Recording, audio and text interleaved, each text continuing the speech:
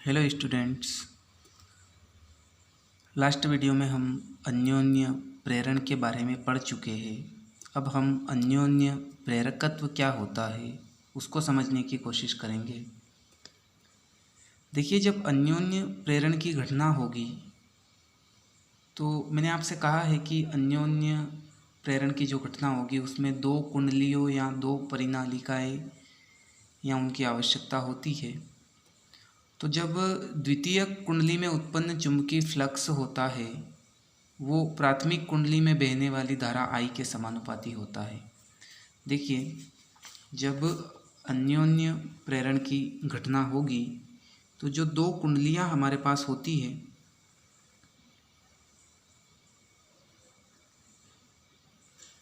इसमें जो द्वितीय कुंडली है यानी कि जो आंतरिक कुंडली है इसका जो चुंबकीय फ्लक्स होगा यानी कि फाई वो इस प्राथमिक कुंडली में बहने वाली धारा I के समानुपाती होता है।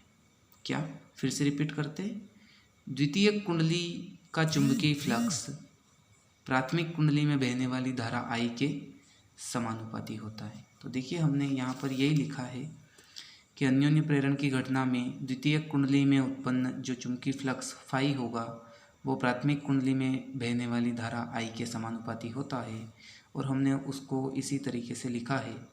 चुंबकीय फ्लक्स को फाई से दर्शाते हैं और धारा को I से दर्शाते हैं। तो फाई समानुपाती I।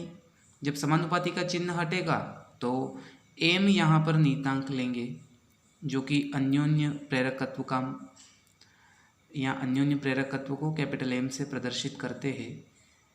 स्वप्रेरकत्व को कैपिटल L से प्रदर्शित किए करते थे तो उसको हमने Li लिखा था।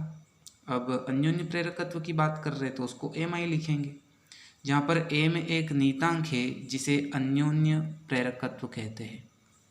अब यदि इस प्राथमिक कुंडली में 1 एम्पीयर की धारा प्रवाहित की जाए या इकाई धारा हम प्रवाहित करें तो देखिए, यह इस I के स्थान पर यदि हम 1 रख दें तो हमारा फॉर्मूला बनेगा फाई बराबर M। तो हमने यही किया है। यदि I बराबर 1 हो तो फाई बराबर M हो जाएगा। अब ये जो फाई बराबर M है इसी की मदद से हम अन्योन्य प्रेरकत्व की परिभाषा बोल सकते हैं।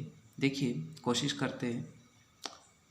M को हमने अन्योन्य प्रेरकत्व बोला और ये फाई द्वितीयक कुंडली जो है उसका चुंबकीय फ्लक्स है। तो क्या कहेंगे कि अन्योन्य प्रेरकत्व द्वितीय कुंडली से संबद्ध उस चुंबकीय फ्लक्स के बराबर होता है। देखिए, तीनों चीज़ें हम बोल रहे एक एक बार। अन्योन्य प्रेरकत्व द्वितीय कुंडली से संबद्ध उस चुंबकीय फ्लक्स के बराबर होता है जो प्राथमिक कुंडली में इकाई धारा प्रवाहित करने पर उत्पन्न होता हो। स्वप्रेरकत्व के समान ही ये परिभाषा है, थोड़ी सी डिफरेंट है। तो फिर इसको हम रिपीट करेंगे। अन्योन्य प्रेरकत्व द्वितीय कुंडली से संबद्ध उस चुंबकीय फ्लक्स के बराबर होता है जो प्राथमिक कुंडली में इकाई धारा प्रवाहित करने पर, ये इकाई धारा प्रवाहित करने पर उत्पन्न होता है। तो ये आपको समझ आया होगा। एक दो बार आप इसको रिपीट करें ताकि आपको ये और अच्छे से क्लियर हो जाए।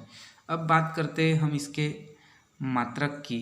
तो देखिए, स्वप्रेरकत्व के मात्रक और अन्योन्य प्रेरकत्व के मात्रक में कोई अंतर नहीं है, सेम वैसा का वैसा लिखा जाएगा। केवल इस वहाँ पर L था, यहाँ पर हमें M लिखना है। तो ये phi is equal to Mi, ये यहीं का फॉर्मूला है। देखिए, फाई बराबर Mi। इसकी मदद से हम यदि अन्योन्य प्रेरकत्व निकालें तो M को बराबर करेंगे क्योंकि ये अन्योन्य प्रेरकत्व है। तो M बराबर फाई अपॉन I। फाई मतलब चुंबकीय फ्लक्स, चुंबकीय फ्लक्स का मात्रक वेबर और I का मात्रक एम्पियर, तो वेबर प्रति एम्पियर जिसका सम्मिलित रूप हेनरी होता है। ये हमने वहाँ भी पढ़ा है। मैंने एक नोट करके यहाँ पे लिख भी दिया है ताकि आपको याद रहे कि स्वप्रेरकत्व तथा अन्योन्य प्रेरकत्व का मात्रक हेनरी या वेबर प्रति एम्पियर ही होता है। यानी कि आप हेनरी भी लिख सकते हो और या फिर आप वेबर प्रति एम्पियर भी उपयोग कर सकते हो। तो ये आपको समझ आया होगा। फिर भी नहीं आया है तो इसको आप दोबारा ज़रूर देखें। स्क्रीनशॉट के लिए मैं आपको थोड़ा समय दे देता हूँ। फिर ये इसकी परिभाषा और लास्ट में ये इसका मात्रक। धन्यवाद।